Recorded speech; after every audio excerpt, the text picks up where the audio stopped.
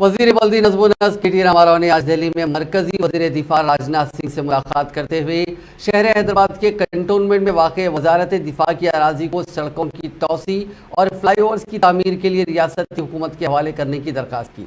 KTR की क़यादत में BRS के अरकान पार्लियामेंट डॉक्टर रंजीत रेड्डी के प्रभाकर, साबिक़ रुकन पार्लियामेंट विनोद कुमार और महकमे बल्दी नज़्म नस्र के special chief secretary Arvind Kumar ने आज दिल्ली में राजनाथ सिंह से मुलाकात की।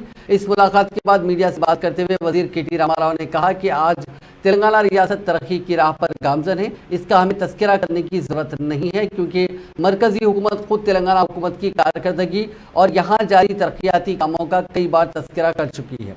तरक्की के अमल को जारी रखने के लिए रियासत की तामीर नौ के कामों को जारी रखना अब भी अहम होता है, इसीलिए मरकजी हुकूमत की मदद की भी ज़रूरत होती है। रियासत की तरक्की पर मुल्क की तरक्की मुमकिन है। उन्होंने कहा कि शहर हैदराबाद में बड़े पैमाने पर स्काईवे, स्काई वॉक्स और सड़कों की तोसी के लिए वजारत दिफा की अराजी को हासिल करने की गुज़िश्ता 9 बरसों से कोशिश की जा रही है।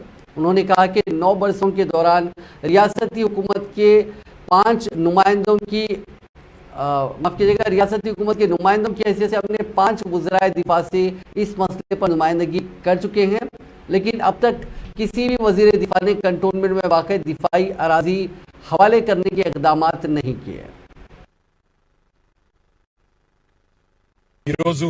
रक्षण मंत्री కలిసాము రేపు we are meeting Hardeep Singh Puri garu about 3:30 tomorrow is given us time.